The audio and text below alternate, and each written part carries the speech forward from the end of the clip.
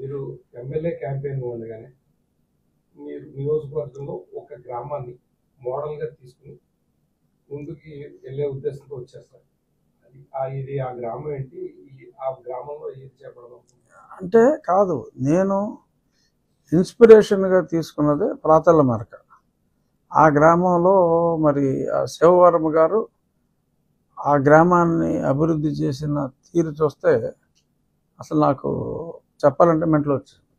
ఇంత అందమైన ఊరు అంటే ఒక పల్లెటూరు ఎంత అందంగా ఉండాలో ఊహించుకుంటే కూడా అంత అందంగా ఉండదు. ఆ మంచినీటి చెరువే ఒక స్విమ్మింగ్ పూల్లో ఉంది, అంత నీట్గా ఉంది. అదంతా ఆ ఒక్క వ్యక్తి వల్ల సాధ్యమైంది. సో ప్రతి గ్రామంలోనూ ఆయన ఇన్స్పిరేషన్తో ఒక 5గురు శివవర్మల్లాగా ఉంటే ఉండి నియోజకవర్గం మొత్తం కూడా అద్భుతంగా తయారవుతుంది. కానీ అదంతా ఈజీ కాదు, అది ఆయన సొంత డబ్బులతో ఆయన చేశారు. కానీ ప్రతి గ్రామాల్లోనూ డబ్బులు ఉన్న వాళ్ళు ఉన్నారు, కానీ కాన్సెప్ట్ కానీ హృదయం ఉన్న వాళ్ళు కానీ తక్కువగా ఉన్నారు. బట్ వాళ్ళని మోటివేట్ చేసి ప్రతి గ్రామం కూడా ఆ శివవర్మ గారి ప్రాతలమ్మ గ్రామం లాగా అభివృద్ధి చేయాలి. ముందు క్లీన్గా ఉండాలి. ఈ ఇంటోటి చెత్త తీసి పక్కింట్లో వేసేస్తున్నాడు, ఆ ఇల్లు బాగోవాలి. ఆ కాన్సెప్ట్ పోలా ఇంకా. బట్ ఆ ఊర్లో అది లేదు. సో ఆ కాన్సెప్ట్తో గ్రామాలన్నీ కూడా అభివృద్ధి జరగాలి. బహుశా మరి గ్రామీణాభివృద్ధి శాఖ పవన్ కళ్యాణ్ గారికి పంచాయతీరాజ్ అని పేపర్లో రూమర్స్.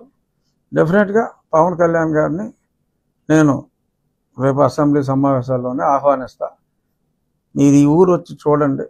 ఆంధ్రప్రదేశ్లోని ప్రతి గ్రామాన్ని ఈ ఊరు ఇన్స్పిరేషన్గా తీసుకుంటే కొంతలో కొంతైనా మనం చేయగలం అని వారిని నేను అడుగుతాను. వారిని కూడా తీసుకొచ్చి ఆ ఊరు చూపెట్టి ఒక రోల్ మోడల్ లాగా చేయాలి అనేది నా కోరిక. కోరికలు అయితే ఉన్నాయి, ఓపిక ఉంది, డెఫినెట్గా చేయగలమని అనుకుంటున్నాను. ఇక మెయిన్ నేను చెప్పింది మంచినీటి సమస్య, డ్రైనేజ్ సమస్య. మంచినీటి సమస్యకి శాశ్వత పరిష్కారం టాప్ ప్రయారిటీలో. లక్కీగా నాకు ఇప్పుడు కేంద్రంలో కూడా జలశక్తి మినిస్టర్ సిఆర్ పాటిల్ గారని నాకు అత్యంత సన్నిహితులు. గుజరాత్లో 4వసారి ఆయన ఎప్పుడు 6.5 లక్షలు తక్కువ మెజార్టీతో నెగ్గల. ఈసారి 7,76,000 మెజార్టీ ఆయనకు వచ్చింది. ఆయనకు కేటాయించడం జరిగింది. నాకు వ్యక్తిగతంగా కూడా చాలా సన్నిహితులు. సో ఈ గవర్నమెంట్లో మరి నీటి అది కూడా బహుశా పవన్ కళ్యాణ్ గారి గ్రామీణాభివృద్ధి నీటి అంటే రూరల్ డెవలప్మెంట్ ఆయన దగ్గర ఉండొచ్చు. కాబట్టి ఎవరైతే ఆ శాఖ ఎవరి దగ్గర ఉన్నా ఆ శాఖతో ఆ కేంద్రంతో ముఖ్యంగా నా నియోజకవర్గంలో మేజర్ ప్రాబ్లం కాబట్టి కీ రోల్ తీసుకుని ఆ ఫండ్స్ ఎలకేషన్ ఫాస్ట్గా వచ్చేలాగా చేస్తాం.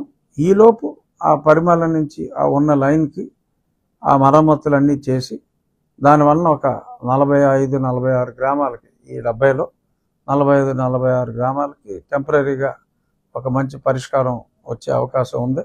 ఆల్రెడీ ఇంజనీర్స్తో అది నేను మాట్లాడాను, కలెక్టర్ గారికి కూడా చెప్పాను.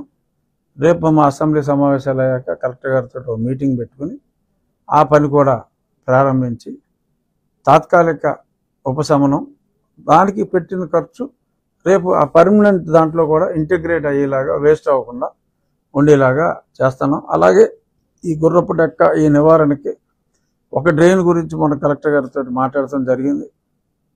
నేను కూడా ఒక ఆలోచన ఏంటంటే ఒక 2-3 బుల్డోజర్లు పర్మనెంట్గా ఇక్కడిచ్చి, ఇప్పుడు కాంట్రాక్టర్లు అంటే దోపిడీ అయిపోతుంది. ఎవరికైతే అది ఉపయోగపడుతుందో వాళ్ళు డీజిల్ కొట్టించుకునేలాగా ప్రభుత్వం నుంచి సహకారం ఉంటుంది. నేను వెహికల్స్ తెలిసిన వాళ్ళ కంపెనీలో, మా కంపెనీలో ఎక్కడో దగ్గర నుంచి తీసుకొచ్చి ఉంచి ఊర్లో ప్రయారిటీలో ఆ గుర్రపు డెక్కలు తీసేయటం, ఆ డ్రైనేజ్, ఆ పూడికలు తీసేయటం, కేవలం ప్రభుత్వం మీదే ఆధారపడకుండా ప్రభుత్వ సహకారం తీసుకుంటూ వ్యక్తిగతంగా మా సహకారం, ఆ రైతుల సహకారంతో ఇవన్నీ కూడా క్లీనప్ చేసుకోవాలి. కేవలం ప్రభుత్వం మీదే ఆధారపడకూడదు. ప్రజలు కూడా బెనిఫిషియరీ ప్రజలు అంటే పేదవాడు ఉంటే బెనిఫిషియరీ అతనేం చేయక్కర్లా. డబ్బున్నోడు అతనికి కూడా బెనిఫిట్ ఉంటుంది. ఏదో ప్రజలకు నలుగురికి ఉపయోగపడి చేసిన సాటిస్ఫాక్షన్ ఉంటుంది. సో వాళ్ళకు కూడా గుర్తింపు ఉండేలాగా వాళ్ళని సత్కారాలు చేసి ఆ ఊర్లో గౌరవించటం, ఇందులో యాక్టివ్ పార్ట్ తీసుకున్న వాళ్ళని. సో ప్రభుత్వం, పబ్లిక్, ప్రైవేట్ అండ్ డోనర్స్ పార్టిసిపేషన్తో ఈ డ్రైనేజ్ వ్యవస్థని, ఈ పుడికలు తీసేయటం, ఇవన్నీ ఒక ప్రయారిటీలో చేసేలాగా నేను ఏదైతే మాట ఇచ్చానో ఆ ఇచ్చిన మాటకి కట్టుబడి ఒక ప్రణాళికకి ఫౌండేషన్ వేయటం అయితే జరిగింది. రాబోయే నెల రోజుల్లో డెఫినెట్గా దాని మీద ఒక షేపు తీసుకొచ్చి మనం కూడా ఈ డెవలప్మెంట్ మీద ప్రోగ్రెస్ రిపోర్ట్ లాగా నేను మా వాళ్ళతోటి రెగ్యులర్ మీటింగ్లే కాకుండా మీడియాతోటి కూడా ప్రతి 15 రోజులకి ఒక ఇంటరాక్షన్ లాగా పెట్టుకుని మీరు కూడా అడగొచ్చు పలానాది ప్రోగ్రెస్ ఎంతవరకు వచ్చింది. ఎందుకంటే ప్రజలకి నాయకులకి మధ్యన నాయకులందరూ వచ్చి మమ్మల్ని కలవలేరు. వారధి లాంటి వాళ్ళు మీ మీడియా కాబట్టి డెఫినెట్గా we are also answerable to media for better communication to the public. So కాబట్టి మీ ద్వారా ప్రజలందరికీ ఎప్పుడెప్పుడు ఏమేమి చేయబోతున్నాం, ఎక్కడెక్కడ బుల్డోజర్లు ఉంటాయి, వాళ్ళు ఎలా ఉపయోగించుకోవాలి అన్నది ఒక స్కీమ్ వేసిన తర్వాత through media it will reach people. So ఎలా జరగాలి అనే దాని మీద ఆలోచనలు అయితే ఉన్నాయి, ఓపిక ఉంది. తప్పకుండా ఉన్ని నియోజకవర్గాన్ని ఒక మోడల్ నియోజకవర్గంగా చేయగలను అన్న నమ్మకం నాకుంది. సో దానికి నా ఉన్నిని నేను డెవలప్ చేసుకోవాలంటే దానికి పెద్ద పదాలు అవసరం లేదు. మంత్రులందరూ నాకు తెలిసిన వాళ్ళే, ఇబ్బంది ఏమీ లేదు, బ్రహ్మాండంగా జరుగుతుంది.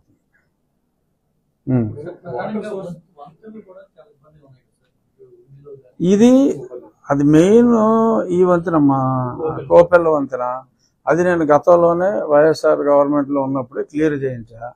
ఇప్పుడు ఆ శాంక్షన్ అలాగే ఉంది. ఆ కాంట్రాక్టర్లు అప్పుడు ఎవరో రాలేదు. ఇప్పుడు ఆ కాంట్రాక్టర్లని మళ్ళీ అది రీటెండర్ పిలిచి, సో అవసరమైతే ఇనీషియల్ ఫండింగ్ ఎవరితోటన్నా ఆ కాంట్రాక్టర్కి అప్పిప్పించైనా సరే, మొబిలైజేషన్ ఫండ్ ఇవ్వలేని పక్షంలో అప్పిప్పించైనా సరే ఆ పని అయితే మొదలు పెట్టేస్తాం. అది రైల్వే, అది మెయిన్ రైల్వే.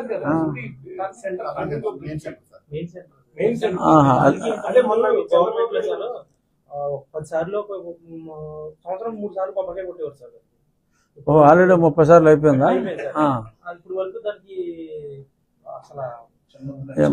చిన్న మార్చారు 216 నుంచి 165 వచ్చింది సార్. అంతేకాని ఆ వంతున ఒకటే మట్టికి చాలా ఇబ్బందికరంగా ఏమో అది నేను ప్రత్యక్షంగా ఒకసారి చూసి నాకు ఐడియా లేదు. ఆ టర్నింగ్ దగ్గర ఓకే ఓకే ఓ చిన్నది అయిపోయింది. ఓకే చూద్దాం. తర్వాత సార్ ఇప్పుడు వాటర్ కు సంబంధించి అంటే మీరు చెప్పినంత ఇన్ ప్రాసెస్ జరుగుతుంది. మెయిన్ వాటర్ సంబంధించి ఈవెన్ పెన్నాడు ఉందండి, అక్కడ ఇవాళ అక్కడ ఫెటరైజేషన్ చేసినా వాటర్ తాగలేని పరిస్థితి ఉందండి. అలాంటి దాన్ని ఏదన్నా ముందు మోడల్గా తీసుకుని అభివృద్ధి చేయడానికి ఫస్ట్ ఆఫ్ ఆల్ ఏమన్నా ఆలోచన ఉన్నది? అంటే మీరు చెప్పేదాకా నాకు ఆ సమస్య తెలియదు. డెఫినెట్గా వాటర్ ప్రయారిటీ కాబట్టి ఆ వాటర్లో ముందు ఉన్న సిస్టమ్ని ఎలాగా ఉపయోగించాలి అనేది డెఫినెట్గా టాప్ ప్రయారిటీ. అది మినిమం కామన్ సెన్స్. ముందు ఉన్నదాన్ని బాగు చేసుకోకుండా ముందుకెళ్ళటం అనేది ఎటుతీరుగా ఉండదు. డెఫినెట్గా అది ప్రయారిటీలో పెట్టుకుందాం.